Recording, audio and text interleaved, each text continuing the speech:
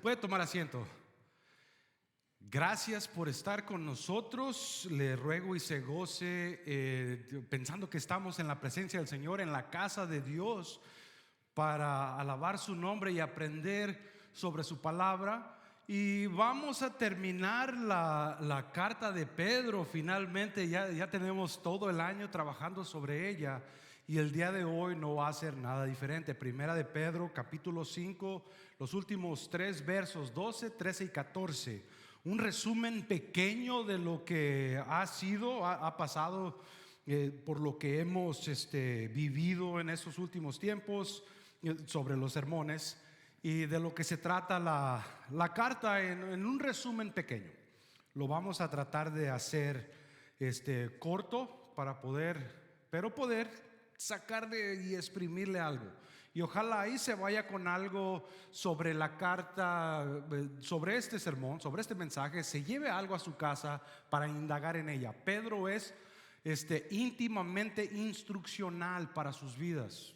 Puede ir a ella e indagar y ver qué puede hacer, qué tiene que hacer como cristiano de día a día, y su forma de vivir, su forma de actuar, de responder. ¿Se acuerda? Hablamos sobre las familias, cómo se porta uno con su esposo, con su esposa, con el patrón, con sus hijos, los jóvenes, los ancianos, los líderes. Todo embarca esta carta y nos da instrucciones específicas de cómo es que tenemos que hacer estas cosas. Pero antes de entrar y emocionarme de más, le ruego y se ponga de pie para darle reverencia a la palabra del Señor en Primera de Pedro, capítulo 5, 12, 13 y 14. Amén. 12, 13 y 14 dice de esta manera. Si no tiene Biblia, están en las pantallas. Dice: os he escrito brevemente por medio de Silas. No sé qué breve sea la carta, ¿verdad? A lo mejor si la lee de una hora y media leyendo la carta entre todos. A quien considero a un hermano fiel para exhortar y testificar que esta es la verdadera gracia de Dios. Estad firmes en ella. Os saluda la iglesia que está en Babilonia, elegida juntamente con vosotros también Marcos, mi hijo. Saludaos unos a otros con un beso de amor. La paz sea con todos vosotros que estáis en Cristo. Vamos a orar. Señor mi Dios, te doy muchas gracias en esta mañana. Padre, vengo ante tu presencia y te ruego, Señor, te imploro que me uses para gloria tuya, que sea para edificación de tu pueblo y la necesidad de cada persona. Te pido que me uses para ser de inspiración, de ánimo, de consuelo para los que lo necesitan, Señor. Y que seas tú a través de mí, Señor. Remueve mis ideas preconcebidas, mis pensamientos personales, Señor, y ayúdame a reflejar quién eres tú y solo tú. Padre, que tu pueblo esté preparado para recibir el mensaje y que sea de impacto lo suficiente para reflejar a nuestro Señor Jesús en un mundo que te necesita. Gracias, mi Dios, en este día, en el nombre de Cristo Jesús. Amén. Puede tomar asiento. Gracias. Mire, el enemigo siempre está acechando, como dice la palabra del Señor, anda como león rugiente buscando a quien devorar. Y cuando no tenemos el ánimo, la ancla en la palabra del Señor, cualquier cosita nos puede hacer caer o cuestionar o tambalear. Hace 2 años ya que fui parte de empezar un ministerio que entra a la cárcel a hablar con los jóvenes que están propensos a cometer error tras error y pasar su vida en la cárcel. Yo y otro señor empezamos a desarrollar un proyecto pequeño. Después se volvió en algo más grande, nos dejaron entrar y empezamos a hablarle a los jóvenes sobre los errores que es mantenerse en el pecado, en el odio, en el coraje, en ese camino, y tratar de indagar y hablarles de la palabra del Señor.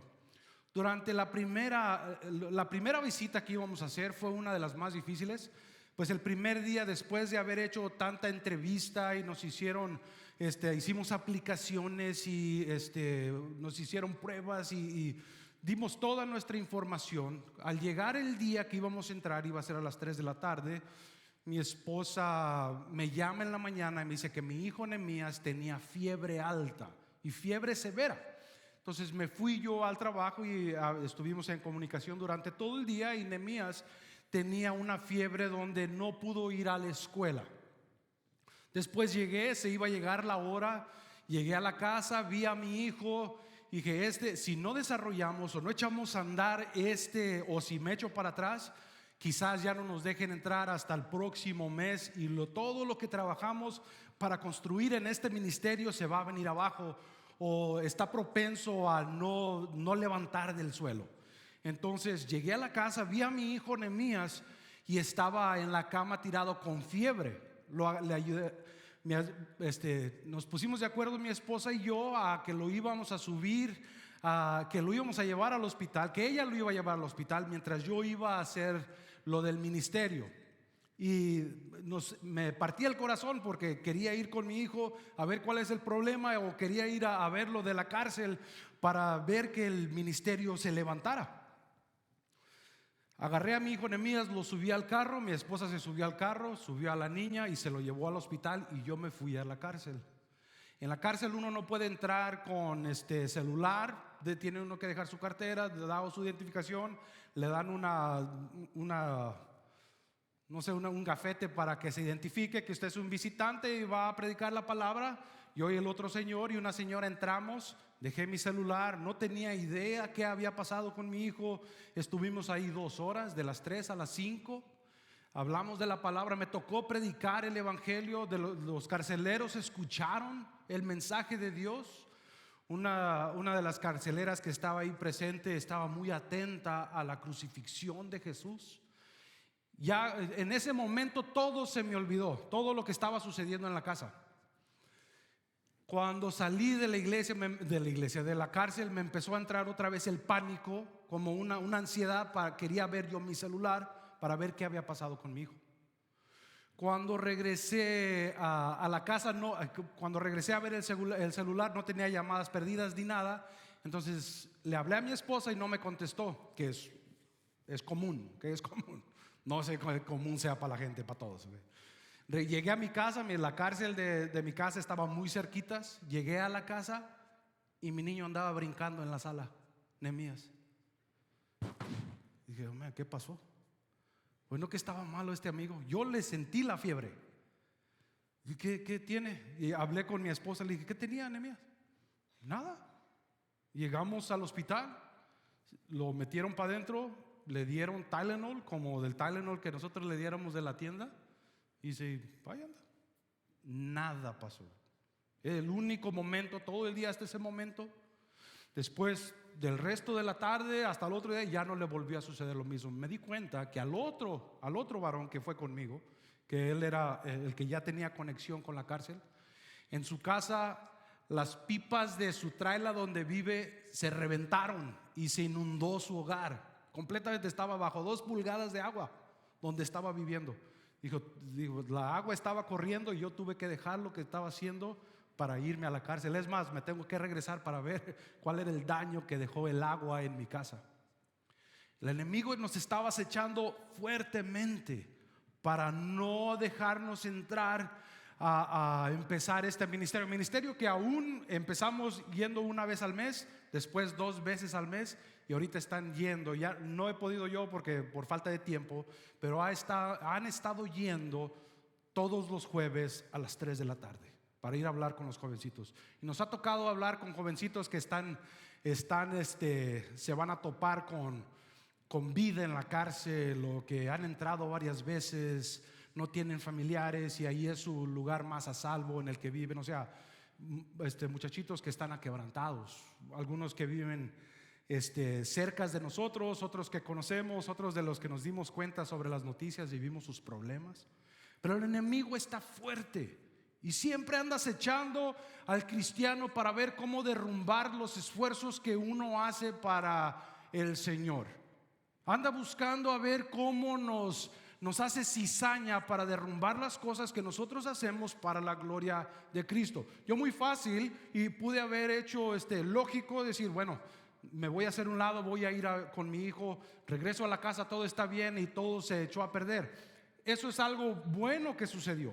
Lo único que quiero mencionar es que uno tiene que estar bien centrado en la palabra para cuando lleguen los ataques del enemigo, que son certeros, que van a llegar, uno no se mueva tan fácil o no se derrumbe sus emociones, sus sentimientos, su forma de pensar, su posición en el Señor por los ataques del enemigo. Esto que Pedro menciona al último es una recuenta, es como los créditos al final de una película. Se está acabando una película, empiezan a salir los créditos de quién hizo qué, a qué horas y cuándo, qué fue lo importante, quién jugó cuál parte. Y esto es lo que Pedro está mencionando al último. Y vamos a ver tres cosas el día de hoy. Mantengan la fe. Se las menciona muy sutil. Mantengan la fe a pesar de lo que venga, a pesar de lo que esté pasando, la situación en la que se encuentre, mantenga su fe. Después, la iglesia, los elegidos. Ustedes que han aceptado a Jesús como único y suficiente Salvador, son elegidos por Dios. Y eso es una expresión increíblemente grande, que casi que no la podemos comprender. Somos elegidos por el que creó todo a formar parte de un pueblo que le pertenece a Él. Póngase a pensar. Es increíblemente grande esa expresión. Después, la unidad en la comunidad. Y les vuelve a reiterar que solamente, o es más fácil enfrentar las dificultades del enemigo, de las circunstancias del mundo, en la unidad, en la comunidad. Cuando nos apartamos de ella, estamos más propensos a caer porque estamos aislados y el enemigo entra para hacernos caer. Tenga ojo en eso. Pero primero vamos a ver, mantengan la fe. En el versículo 12 les dice: les he escrito brevemente por medio de Silas, a quien, o Silvano, no sé si en su referencia diga Silvano.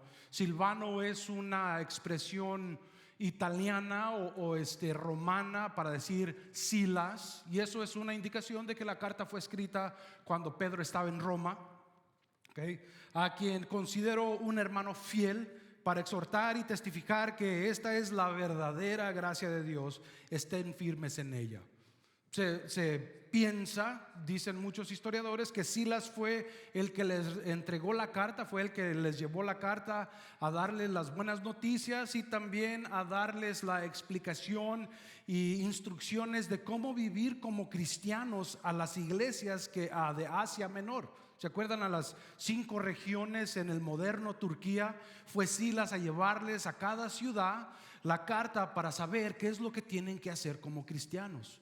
¿Se imaginan en aquel entonces no tener lo que nosotros tenemos como el Nuevo Testamento? No tenían el Nuevo Testamento, sino que al estar esperando reunidos, observando la Santa Cena, llega un visitante, lo reconocen, es Silas, saben quién es, y dice: qué bueno, vienen buenas noticias o instrucciones de cómo hacer lo que tenemos que hacer como cristianos. Era como un aliento de aire fresco a recibir a alguien como Silas para decirles qué es lo que tenían que hacer. Y de nada más ni menos que de Pedro, el apóstol, el que caminó con Jesús. Les iba a llegar buenas instrucciones de cómo vivir su vida. Y se acuerdan que a través de la carta habían sufrido persecuciones, aislamientos, críticas de sus seres queridos, de otras religiones, de los romanos. Entonces, al saber y recibir esta carta, iban a, ahora sí, ya voy a saber qué hacer, cómo caminar hacia adelante, y fortaleza. Conocían a Silas porque Silas puede reconocer el nombre de Silas en el libro de los Hechos, capítulo 15, muchas veces ha sido mencionado. Silas fue el que estuvo con Pablo cuando plantaron la iglesia de Filipos. No sé si se acuerda, si está en el libro de Filipenses o si ha estado en el estudio con nosotros. Silas estuvo presente cuando Pablo iba a ir hacia Asia Menor, pero el Espíritu Santo les negó caminar para ese lado y se fue a Macedonia. Recibió una visión y le decía a un hombre: ayúdanos, ven y predícanos.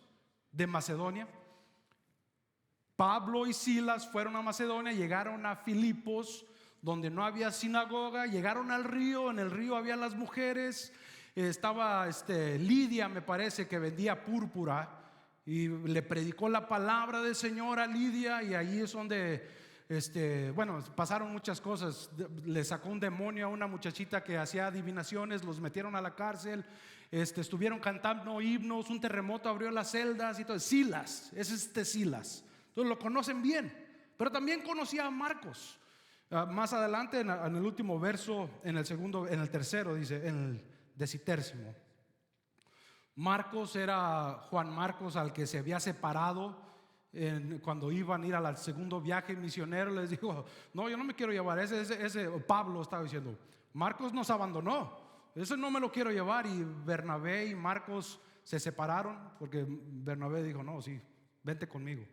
Y a Marcos es Marcos, ¿sí? Hay una referencia a ello. Es un hermano fiel.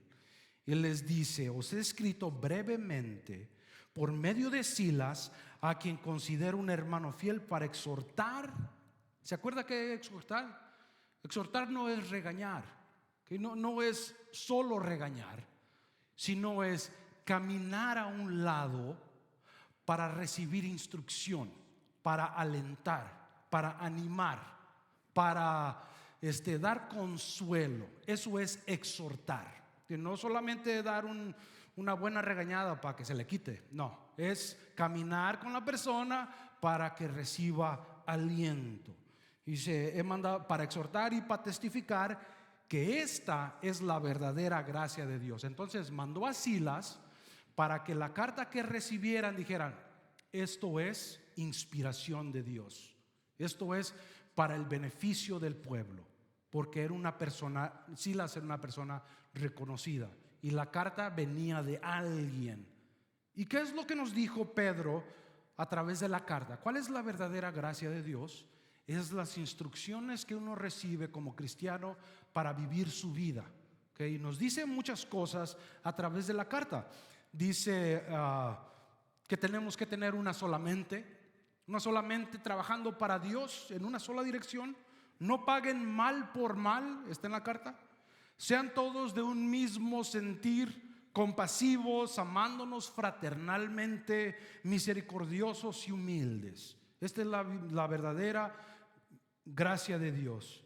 Dejando toda maldad, todo engaño, toda hipocresía, toda envidia y toda maldicencia. Dice: en esta fe, en la gracia que les estoy diciendo, es en la que están establecidos ustedes, es en la que están firmes en esto. No se muevan, no se dejen llevar por las cosas del mundo a hacerlos caer de esto. Estén firmes en estas instrucciones. Les estoy diciendo para su propio beneficio. Y si no lo sabe, el Nuevo Testamento nos dice las cosas para nuestro beneficio, para que al caminar hacia adelante veamos cómo vivir una vida moralmente de acuerdo a lo que está en la palabra, para su beneficio, no para el de Dios. Dios se merece todo, pero esto nos lo da para que nosotros sepamos cómo vivir, cómo caminar, cómo evitar problemas para nuestro beneficio. Habla de las bendiciones que tenemos en Dios, que esta es la verdadera palabra, y lo ha mencionado una y otra vez. Y este mensaje lo voy a hacer un poquito único, diferente, porque voy a hacer referencia de la misma carta que hemos pasado anteriormente, y luego otra referencia que está en otra parte del Nuevo Testamento. En 1 Pedro 2, del 2 al 3 dice: deseen como niños recién nacidos la leche de la palabra no adulterada, para que por ella crezcan para salvación, puesto que han probado que el Señor es bondadoso. Y Mateo 4, del 1 al 4 dice: entonces Jesús fue llevado por el Espíritu al desierto para ser tentado por el diablo, y después de haber ayunado 40 días y 40 noches tuvo hambre. El tentador se acercó y le dijo: si eres hijo de Dios, di que estas piedras se conviertan en pan. Pero respondió y dijo: escrito está, no solo de pan vivirá el hombre, sino de toda palabra que sale de la boca de Dios. ¿Y por qué mencioné estas cosas? Porque acuérdense, en aquel entonces estaban propensos a regresar a su vida pasada, cosa que les mencionó Pedro. No regresen a su ignorancia de su vida pasada. Y muchos estamos propensos a caer en eso. Es más, lo hacemos diario porque no tenemos el crecimiento espiritual o estamos en un problema severo que nos hace reaccionar como lo hemos hecho en el pasado, con coraje, con furia, con desesperación. Párense firmes y sigan deseando el crecimiento espiritual, la leche espiritual, para que sigan siendo nutridos por Dios, no de las cosas del mundo. Y por lo que más perseguimos, por eso es lo que somos llenados.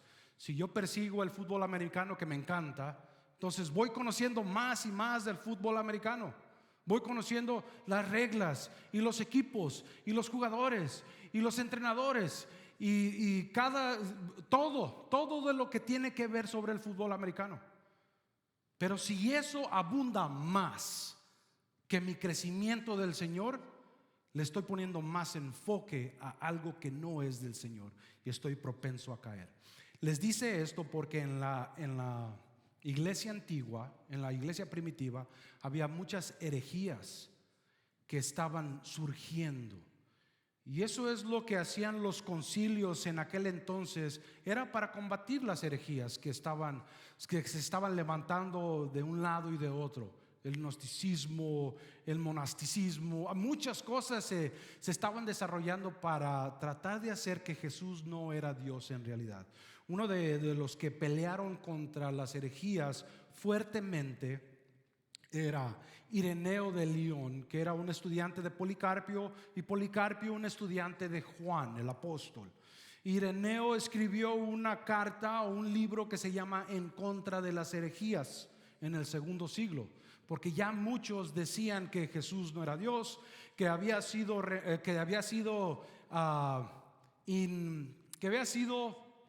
el Espíritu Santo había entrado en Jesús cuando nació.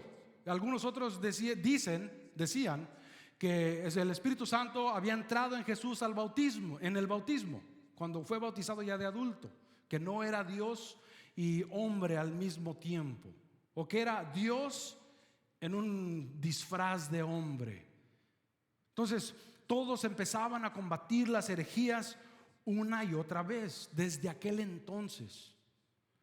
Y póngase a pensar, el día de hoy, de la misma manera, hay muchas herejías que se van metiendo en nuestra mente y a lo mejor las tenemos dentro y les damos cabida al enemigo a empezarnos a hacer cuestionar la verdadera palabra. Por eso les dice: párense y estén firmes en ella.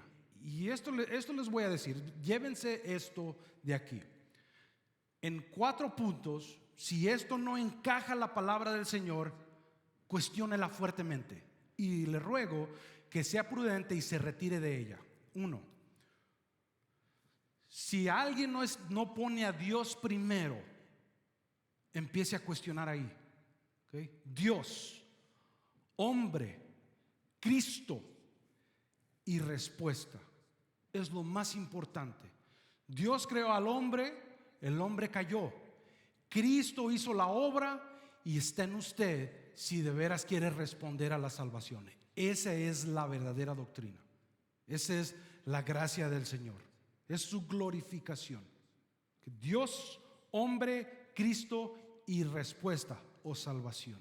Si se sale de ahí, si pone al hombre en el pináculo de lo que tiene que hacer, empiece a cuestionar fuertemente. Porque Cristo es el que hizo la obra para la salvación, no para cualquier otra cosa. Tenga mucho cuidado. Párese firme en su fe. Punto número 2, la iglesia. Dice: le saluda la iglesia que está en Babilonia, elegida juntamente con ustedes también Marcos, mi hijo. Y Marcos fue el que abandonó a Pablo. Acuerda que lo mencioné, a Pablo y a Bernabé. Y Pablo y Bernabé se pelearon, salieron en desacuerdo y dijo: yo me llevo a Marcos, váyanse pues. Y se separaron de ahí. Marcos era un hijo de la fe de Pedro, y les habla a la iglesia, no a la iglesia específica que está en Babilonia o cualquier iglesia. Acuérdense que la palabra eclesia quiere decir una asamblea o reunión de personas que han sido redimidas por la sangre de Jesús, aquellos que han creído en Cristo, aquellos que son lavados por su sangre y se reúnen. Esos son una iglesia, no el templo, no el edificio, sino las personas que conocen a Cristo como único y suficiente Salvador. Ahora, la palabra, lo que dice, menciona sobre Babilonia. La Babilonia era muy reconocida, y se ve que Pedro era un judío de judíos, porque era una tradición, reconociendo que Babilonia era una ciudad donde había mucho pecado.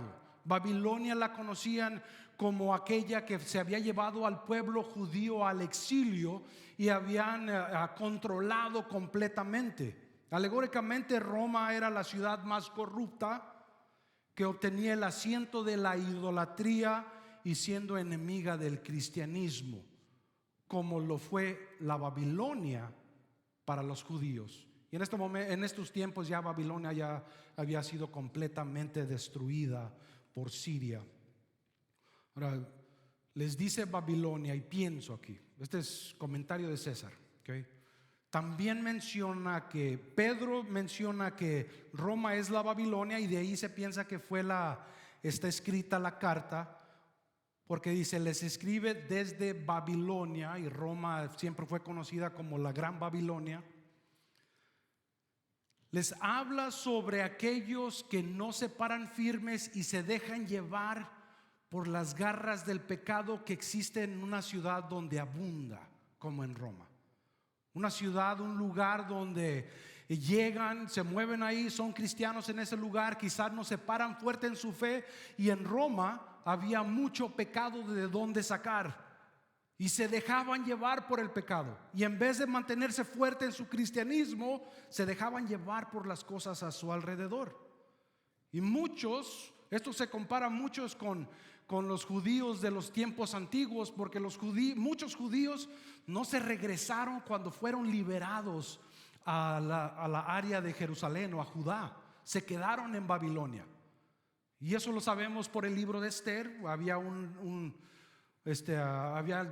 unos judíos que se habían quedado, y Esther tuvo que pelear por ellos porque los querían asesinar a todos. Los veían como extranjeros, alguien que estaban trayendo el mal a aquella tierra. Entonces se quedaron unos en Babilonia, no se quisieron regresar. Y podemos especular que es un error muy grande, pero muchos se quedaron por prosperidad, se asimilaron a la cultura, les dio miedo regresar a los viejos estatutos religiosos de antes, o tuvieron una indiferencia religiosa. Ya no quisieron regresar a la fe de sus padres. Se les hizo más fácil indagarse en aquella cultura y no esforzarse para ser diferentes. Entonces la asimila como la Gran Babilonia. Les hablamos de aquí, y tengan cuidado, párense en su fe. Cuando nos movemos del lugar y la cultura moral cambia, y si no estamos bien parados en nuestra fe, la cultura tiende a jalarnos al pecado, en vez de que nosotros tratemos de transformarla a ella. Muchas veces. En 1 de Pedro 9, del 9 al 12 dice: pero ustedes son linaje escogidos, real sacerdocio, nación santa, pueblo adquirido, para que anuncien las virtudes de aquel que los ha llamado de las tinieblas a su luz admirable. Ustedes en el tiempo pasado no eran pueblo, pero ahora son pueblo de Dios. No habían alcanzado misericordia, pero ahora han alcanzado misericordia. En 1 de Pedro 2, del 11 al 12, más adelante, me equivoqué en el número. Pero dice: amados, yo los exhorto como a peregrinos y expatriados que se abstengan de las pasiones carnales que combaten contra la vida. Tengan una conducta ejemplar entre los gentiles, para que en lo que ellos los calumnian como malhechores, al ver las buenas obras de ustedes, glorifiquen a Dios en el día de la visitación. Y en Efesios 1:4 dice: asimismo nos escogió en Él desde antes de la fundación del mundo, para que fuéramos santos y sin mancha delante de Él.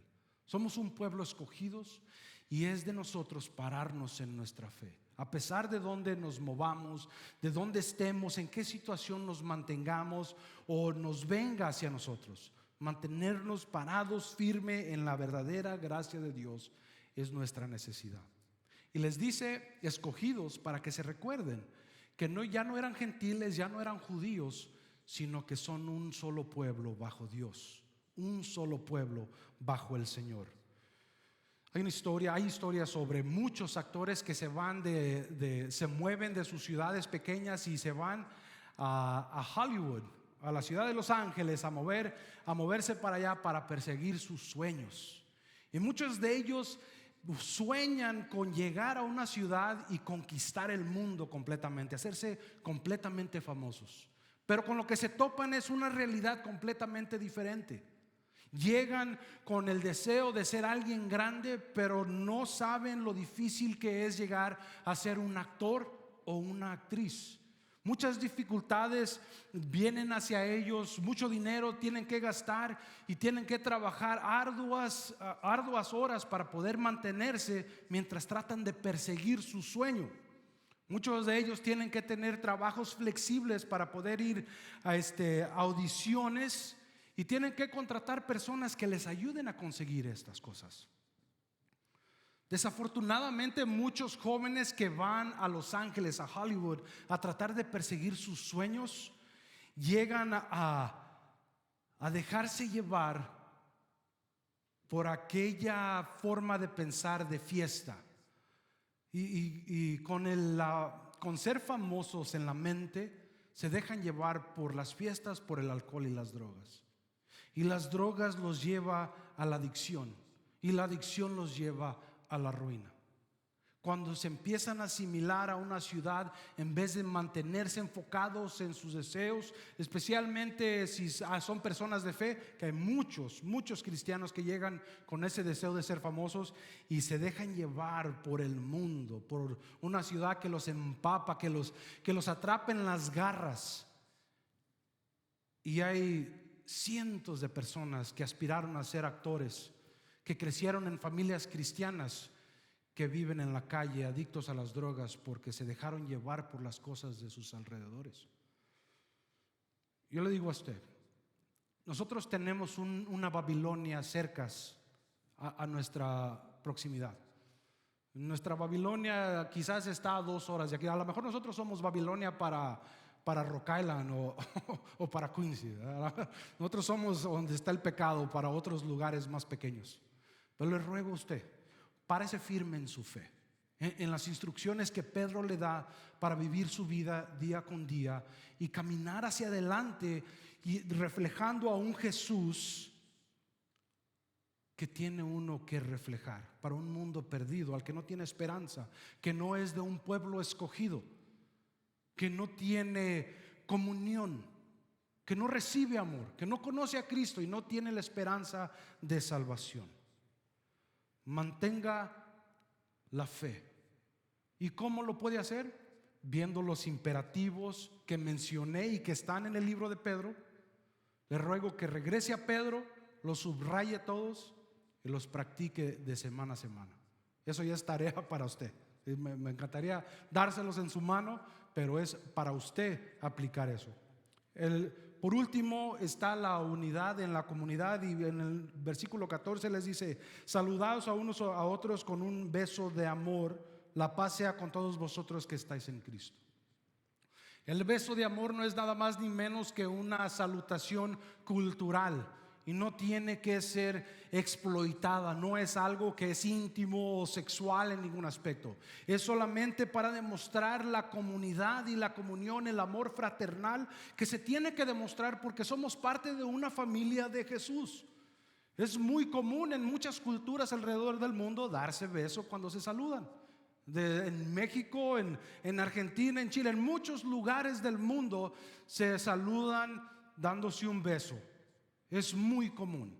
Y esto para Pedro se imagina, póngase a pensar que los judíos no podían tocar la mano de un gentil porque estaban sucios. Y ahora Pedro les está diciendo: salúdense con un beso. O sea, estaba quebrantando las normas culturales para que demostraran su comunión como creyentes. Esto era significativo para aquellos que habían sido rechazados, que estaban solos, que habían perdido su hogar por la persecución de Cristo. Lo que nos está diciendo es que usted busque la comunión, la unidad y el amor fraternal con aquellos que tienen la misma fe. No la división, no ser singular, no apartarse, sino la comunión. Si a eso es lo que demuestra su cristianismo, ese es un fruto del Espíritu, la comunión, de ser un mismo pensar, ser fraternal, juntarse el uno con otro para demostrar quiénes somos como comunidad. En 1 de Pedro 3:8 les dice: finalmente sean todos de un mismo sentir, compasivos, amándose fraternalmente. A algunos de nosotros se nos hace difícil eso, que amar a la gente, y que quiero estar ahí nomás poquito y luego salirme al pasito para que nadie vea, porque saludar a la gente y a todos antes de irme se me hace difícil. Habemos muchos así. Ser misericordiosos y humildes.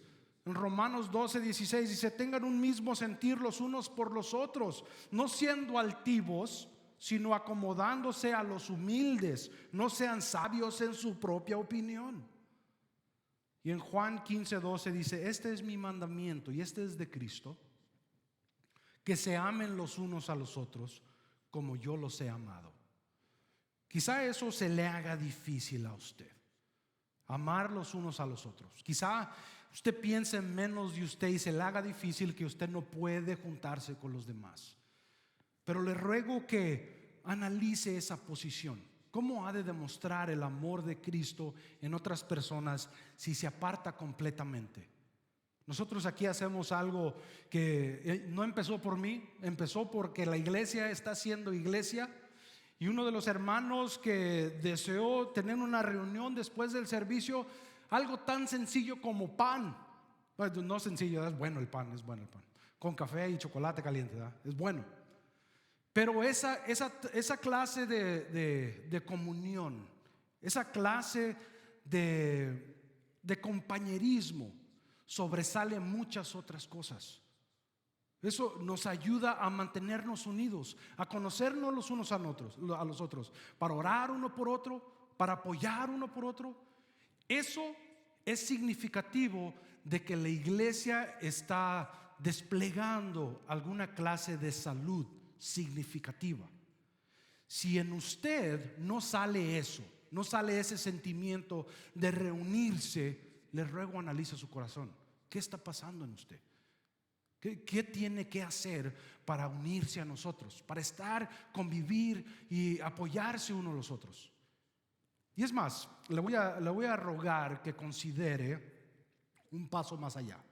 Si no ha pensado en algún otro aspecto más que venir los domingos y escuchar la palabra del Señor, y usted ha aceptado a Jesús, ha sido bautizado, ha aceptado al Señor y ha tomado ese paso de fe, le ruego y considere la membresía a este lugar para que se una a nosotros y seguir creciendo y apoyando y animando a esta congregación. Es muy importante que se apegue para poder apoyar el cuerpo de Cristo en el lugar donde usted se reúne y así ser de beneficio para los que lo necesitan a usted. Si no ha sido bautizado, si ha aceptado al Señor pero no ha sido bautizado, le ruego y considere de ese paso de fe para que usted sea de servicio para el beneficio de la obra de Dios. El Señor requiere de usted en ese aspecto, para glorificar su nombre, para apoyar a su pueblo, para dar de usted y glorificar su Rey. No sé en qué posición esté, no sé qué le falte para dar ese paso de fe, pero le ruego y considere eso el día de hoy. que el bautismo lo va a añadir a este lugar y así usted siga siendo de apoyo y ofrezca sus habilidades en cualquiera que sea. Nosotros somos un lugar donde le vamos a ayudar, o voy a hacer lo posible por ayudarle a levantar en el ministerio que usted quiera hacer y no tomar control. No quiero tomar el crédito, sino que la iglesia sea la iglesia. Le ruego que considere eso. Si no ha sido bautizado, dé ese paso de fe. ¿Qué le detiene? El Señor ya ha hecho todo por usted. Ya dio su vida por usted. Le da las instrucciones para que viva una nueva vida. Ha preparado un lugar para usted en el cielo. Lo único que tiene que usted hacer es dar ese paso de obediencia para que el mundo sepa que usted ha sido un creyente, que usted es alguien que cree en Jesús, que ha sido lavado con su sangre. Y si no ha considerado ser un miembro de nuestro lugar, de esta iglesia, considérelo. No es difícil, no es difícil. Necesitamos su ayuda. No crea que lo hacemos todo y yo no soy un superhombre, necesito de su ayuda. Si es que, si no ha considerado, considere el día de hoy para seguir creciendo, alabando al Señor y llevar el evangelio a aquellos que lo necesitan.